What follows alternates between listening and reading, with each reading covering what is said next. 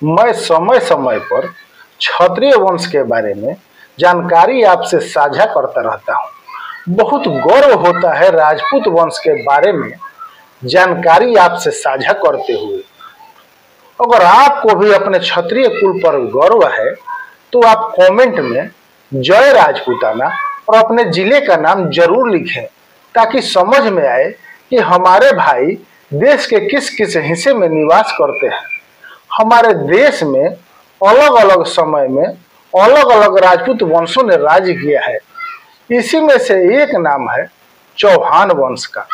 चौहान वंश, जिसे चाहमान वंश भी कहा जाता है, यह एक प्रसिद्ध भारतीय राजपूत राजवंश था, जिसने 7वीं शताब्दी से 12वीं शताब्दी तक वर्तमान राजस्थान, गुजरात और आसपास के क्षेत्रों पर शासन किया। इस वंश को सांभर के चौहान या अजमेर के चौहान के नाम से भी जाना जाता है। तो आइए जानते हैं चौहान राजवंश के बारे में कुछ खास बातें। चौहान वंश का मूल नाम या मूल शब्द चाहमान है। चाहमान शब्द का अर्थ है चाह यानी चाप। चाप का संबंध धनुर्विद्या से है, यानी शस्त्रों में निपुण राजा। हो यानी हरि, यानी वह राजा जो ईश्वर में विश्वास रखे।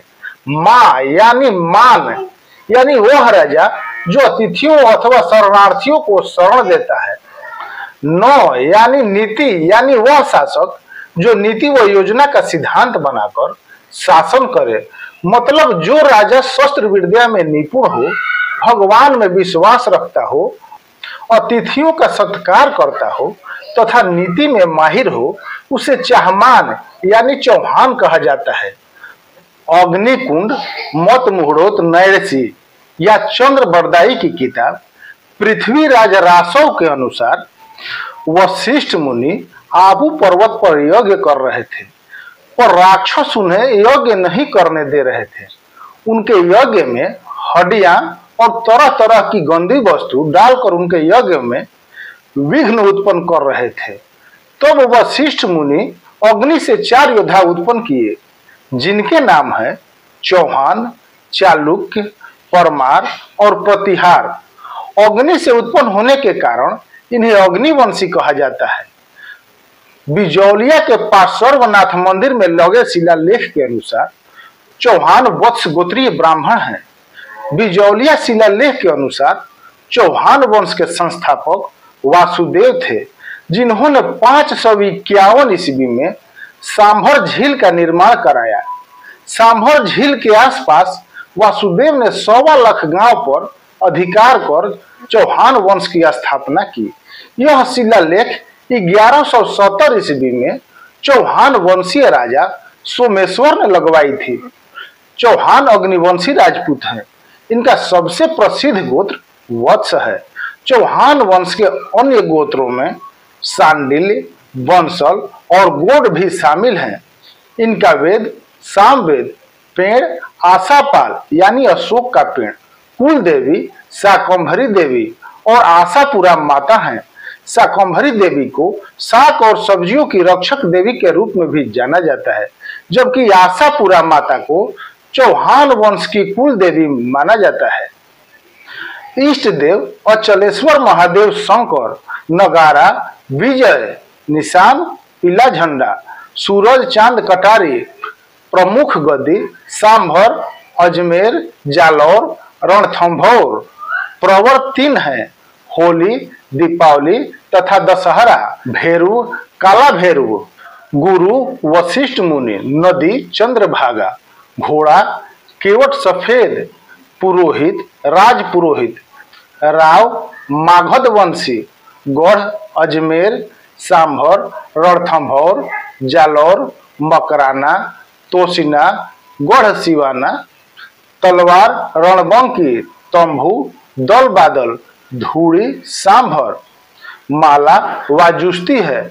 चौहान वंश की प्रमुख 24 शाखाएं हैं: अर्नेत चौहान, सोनिगरा चौहान, सांचौरा चौहान, खींची चौहान, देवड़ा चौहान, हाडा चौहान, निर्वाण चौहान, सेप्टा चौहान, पुरबिया चौहान, भदौरिया चौहान, बाडा चौहान, चीबा चौहान, आभा चौहान, बालोत चौहान, बागड़िया चौहान, मोहिल चौहान, पवेया चौहान, राखसिया चौहान, नाडोला चौहान, ढढेरिया चौहान, सांभरिया चौहान, उजपलिया चौहान, चोहिल चौहान और मदरेचा चौहान।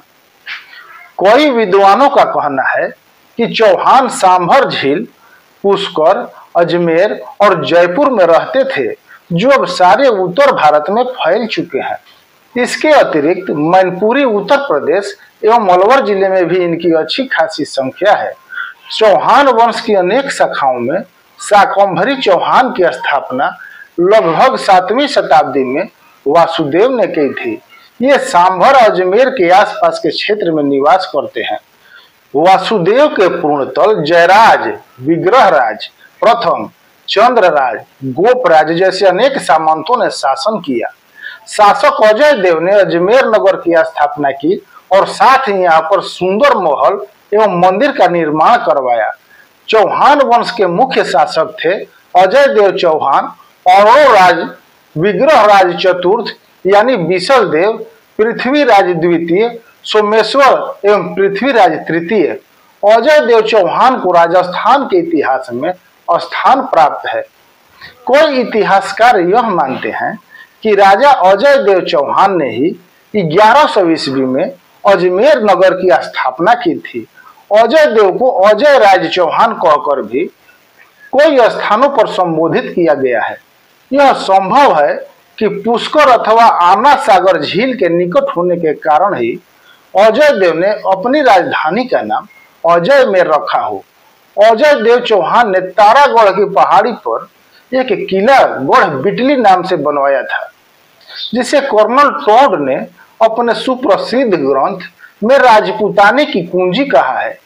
इंटेक अजमेर चैप्टर के वरिष्ठ सदस्य इतिहासकार प्रोफेसर ओम प्रकाश शर्मा के अनुसार अजमेर की स्थापना चौहान वंश के 23वें राजा अजय राज चौहान ने गढ़ अजय मेरू के नाम से शुक्ल प्रतिपदा के प्रथम दिन की थी। विख्यात चौहान नरेश अजय राज चौहान के नाम पर चारण भाट इसे अजय मेरू और किले को अजय मेरू दुर्ग कहने लगे थे। अजय देव चौहान ने प्रसिद्ध पार्श्वनाथ जैन मंदिर में स्वर्ण कलश चढ़ाया था। अजय देव से पृथ्वीराज चौहान तृतीय के समय तक अजमेर, नारायणा व पुष्कर में जैन विद्वानों के अनेक शास्त्रार्थ होते रहते थे। अजय देव ने अपनी रानी सोमल देवी के नाम पर चांदी का सिक्का चलाया, जिस पर रानी का नाम तथा फोटो लगा होता था। अर्णोराज ने लगभग 1133 से 1153 ईस्वी तक राज किया। अर्णोराज राजस्थान के इतिहास में प्रसिद्ध अजय राज चौहान के पुत्र थे। इनके शासन काल में चौहानों की शक्ति काफी बढ़ चुकी थी। अजय राज के उत्तराधिकारी अर्णोराज लगभग 1153 ईस्वी में गद्दी पर बैठे थे। संभवतः उन्होंने सुल्तान महमूद की सेना को अजमेर के निकट परास्त किया। अर्णोराज के घर का नाम अन्नाजी था। अर्णोराज से सुल्तान महमूद का युद्ध हुआ, जिसमें अर्णोराज ने सुल्तान महमूद की पूरी सेना को ही काट डाला, परंतु चालुक्य नरेश कुमार पाल से वह हार गए। चौहान शक्ति का सबसे अधिक विस्तार अर्णोराज के समय में ही हुआ। अर्णोराज के पुत्र जगदेव ने उनकी हत्या कर दी थी। कालांतर में जगदेव को पद से हटाकर विग्रहराज चतुर्थ यानी बिसल देव गद्दी पर बैठ गए। विग्रहराज ने चालुक्य नरेश कुमार पाल को परास्त किया। दिल्ली पर अधिकार कर उन्होंने हांसी को जीता। उनके राज्य की सीमा पंजाब, राजपूताना तथा पश्चिमी उत्तर प्रदेश तक फैली थी। विग्रहराज चतुर्थ यानी बिसल देव ने लगभग 1153 से 1163 ईस्वी तक राज किया। उनका समकालीन लाहौर का तुर्क शासक खुसरू शाह था, जिसने उनके राज्य पर आक्रमण किया। इन्होंने अपने पराक्रम से शाकंभरी चौहानों को उत्तर भारत में एक महत्वपूर्ण शक्ति बनाया। विग्रहराज चतुर्थ यानी बीसल देव महान कवि एवं लेखक भी थे। उन्होंने हरिकेल जैसे नाटकों की रचना की। महाकवि सोमदेव ने विसल देव के चरित्र की प्रशंसा में ललित विग्रहराज नामक ग्रंथ लिखा। विग्रहराज के बाद कुछ समय तक अपर गांगे पृथ्वीराज द्वितीय एवं सोमेश्वर ने शासन किया। जब मुइजुद्दीन मुहम्मद मुल्तान और उच्च पर अधिकार करने की चेष्टा कर रहा था, तब एक 14 साल का लड़का पृथ्वीराज अजमेर की गद्दी पर बैठा। पृथ्वीराज चौहान अथवा पृथ्वीराज तृतीय को राय पिथौरा भी कहा जाता है। वह चौहान राजवंश के प्रसिद्ध राजा थे। वह तोमर वंश के राजा अनंगपाल के दौहित्र यानी बेटी के बेटा थे। ये दिल्ली के राजा हुए। इनके अधिकार में दिल्ली से लेकर अजमेर तक का विस्तृत भूभाग था। पृथ्वीराज ने अपनी राजधानी दिल्ली का नवनिर्माण कराया। उससे पहले तोमर नरेश ने एक गढ़ के निर्माण का शुभारंभ किया था, जिसे पृथ्वीराज ने विशाल रूप देकर पूरा किया। इसलिए वह उनके नाम पर पिथौरागढ़ कहलाता है और दिल्ली के पुराने किले के नाम से जीर्णोवस्था में विद्यमान है। पृथ्वीराज ने अपने समय के विदेशी आक्रमणकारी मोहम्मद गौरी को कई बार पराजित किया। युवा पृथ्वीराज ने आरंभ से ही साम्राज्य विस्तार की नीति अपनाई। पहले अपने सगे संबंधियों के विरोध को समाप्त कर उसने राजस्थान के कई छोटे राज्यों को अपने कब्जे में कर लिया। फिर उन्होंने बुंदेलखंड पर चढ़ाई की तथा महोबा के निकट एक युद्ध में चंदेलों को पराजित किया। इसी युद्ध में आल्हा और उदल ने महोबा को बचाने के लिए अपनी जान दे दी। पृथ्वीराज ने उन्हें पराजित करने के बावजूद उनके राज्य को नहीं हड़पा। तत्पश्चात उन्होंने गुजरात पर आक्रमण किया, पर गुजरात के शासक भीम द्वितीय ने, जो पहले मुइजुद्दीन मुहम्मद को पराजित कर चुका था, उसने पृथ्वीराज को मात दी। इस पराजय से बाध्य होकर पृथ्वीराज को पंजाब तथा गंगा घाटी की ओर मुड़ना पड़ा। पृथ्वीराज तृतीय ने 1178 से 1192 ईस्वी तक शासन किया। पृथ्वीराज चौहान का जन्म 1149 में हुआ था और मृत्यु 1192 ईस्वी में हो गई। राजस्थान में चौहानों के कई वंश हुए, जिन्होंने समय समय पर यहाँ शासन किया और यहाँ की मिट्टी को गौरवान्वित किया। चौहान गुहिल शासक विद्वानों के प्रश्रयदाता बने रहे, जिससे जनता में शिक्षा एवं साहित्यिक प्रगति बिना किसी अवरोध के होती रहे। इसी तरह निरंतर संघर्ष के वातावरण में वास्तुशिल्प पनपता रहा। इस समूचे काल की सौंदर्य तथा आध्यात्मिक चेतना ने कलात्मक योजनाओं को जीवित रखा। चित्तौड़, बारौली तथा आबू के मंदिर इस कथन के प्रमाण है। चौहान वंश की शाखाओं में सांभर के चौहान, रणथंभौर के चौहान, जालौर के चौहान, चौहान वंशीय हाड़ा राजपूत की शाखाएं मुख्य थी। अब जानते हैं सांभर के चौहान के बारे में। चौहानों के मूल स्थान के संबंध में मान्यता है कि सपाद लक्ष्य एवं जांगल प्रदेश के आसपास रहते थे। उनकी राजधानी अहिछत्रपुर थी, जो आज का नागौर है। सपाद लक्ष्य के चौहानों के आदि पुरुष वासुदेव थे, जिनका समय 551 ईस्वी के लगभग अनुमानित है। बिजौलिया प्रशस्ति में वासुदेव को सांभर झील का निर्माता माना गया है। इस प्रशस्ति में चौहानों को वत्सगोत्रीय बताया गया है। प्रारंभ में चौहान प्रतिहारों के सामंत थे, परंतु गुवक प्रथम, जिसने हर्षनाथ मंदिर का निर्माण कराया, स्वतंत्र शासक के रूप में उभरा। हर्षनाथ मंदिर सीकर के पास है। इसी वंश के चंद्रराज की पत्नी रुद्राणी यौगिक क्रिया में निपुण थी। ऐसा माना जाता है कि वह पुष्कर झील में प्रतिदिन 1000 दीपक जलाकर महादेव की उपासना करती थी। रणथंभौर के चौहान वंश की स्थापना पृथ्वीराज चौहान के पुत्र गोविंद राज ने की थी। यहाँ के प्रतिभा संपन्न शासकों में हमीर का नाम सर्वोपरि है। दिल्ली के सुल्तान जलालुद्दीन खिलजी ने हमीर के समय रणथंभौर पर सफल आक्रमण किया था।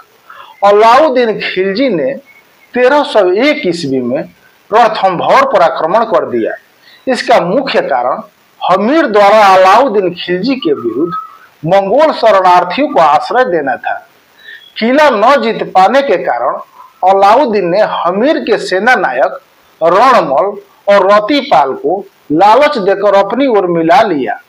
हमीर ने आगे बढ़कर शत्रु सेना का सामना किया, पर वह वीर गति को प्राप्त हुए। हमीर की रानी रंगा देवी और पुत्री ने जौहर व्रत द्वारा अपने धर्म की रक्षा की। यह राजस्थान का प्रथम जौहर माना जाता है। हमीर के साथ ही रणथंभौर के चौहानों का राज्य समाप्त हो गया। हमीर के बारे में तिरिया तेल, हमीरहट, चौड़े नदूजी बार प्रसिद्ध है। जालौर की चौहान शाखा। जालौर की चौहान शाखा के संस्थापक कीर्तिपाल थे। प्राचीन शिलालेखों में जालौर का नाम जाबालीपुर और किले का सुवर्णगिरी मिलता है, जिसको अपभ्रंश में सोनगढ़ कहते हैं। इसी पर्वत के नाम से चौहानों की यह शाखा सोनगरा कहलाई। इस शाखा के प्रसिद्ध शासक कान्हड़ दे चौहान थे। दिल्ली के सुल्तान अलाउद्दीन खिलजी ने जालौर को जीतने से पूर्व 1308 में सिवाना पर आक्रमण किया। उस समय चौहानों के एक सरदार, जिसका नाम सातल देव था, दुर्ग का रक्षक था। उसने अनेक स्थानों पर तुर्कों को छकाया, इसलिए उनके शौर्य की धाक राजस्थान में जम चुकी थी। परंतु एक राजद्रोही भावले नामक सैनिक द्वारा विश्वासघात करने के कारण सिवाना का पतन हो गया और अलाउद्दीन खिलजी ने सिवाना जीतकर उसका नाम खैराबाद रख दिया। इस विजय के पश्चात 1311 ईस्वी में जालौर का भी पतन हो गया और वहां का शासक कान्हड़ देव वीर गति को प्राप्त हुआ। वह शूरवीर योद्धा, देशाभिमानी तथा चरित्रवान व्यक्ति था। उसने अपने अदम्य साहस तथा सूझबूझ से राजपूत जाति का नेतृत्व कर एक अपूर्व ख्याति अर्जित की थी। हाड़ा राजपूत। वर्तमान हाड़ौती क्षेत्र पर चौहान वंशीय हाड़ा राजपूतों का अधिकार था। प्राचीन काल में इस क्षेत्र पर मीणाओं का अधिकार था। ऐसा माना जाता है कि बूंदा मीणा के नाम पर ही बूंदी का नामकरण हुआ। कुंभाकालीन रणपुरा के लेख में बूंदी का नाम वृंदावती मिलता है। राव देवा ने मीणाओं को पराजित कर 1241 में बूंदी राज्य की स्थापना की थी। बूंदी के प्रसिद्ध किले तारागढ़ का निर्माण बोर सिंह हाड़ा ने करवाया था। तारागढ़ ऐतिहासिक काल में भित्ति चित्रों के लिए विख्यात रहा है।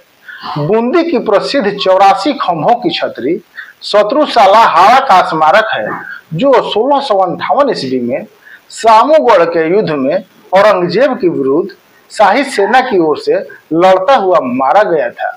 बुद्ध सिंह के शासनकाल में मराठों ने बूंदी रियासत पर आक्रमण किया था। प्रारंभ में कोटा बूंदी राज्य का ही भाग था, जिसे शाहजहां ने बूंदी से अलग कर माधो सिंह को सौंपकर 1631 ईस्वी में नई राज्य के रूप में मान्यता दी थी। कोटा राज्य का दीवान झाला जालिम से इतिहास में चर्चित व्यक्ति रहा है। कोटा रियासत पर उसका पूर्ण नियंत्रण था। कोटा में ऐतिहासिक काल से आज तक कृष्ण की भक्ति का प्रभाव रहा है, इसलिए कोटा का नाम नंदग्राम भी मिलता है।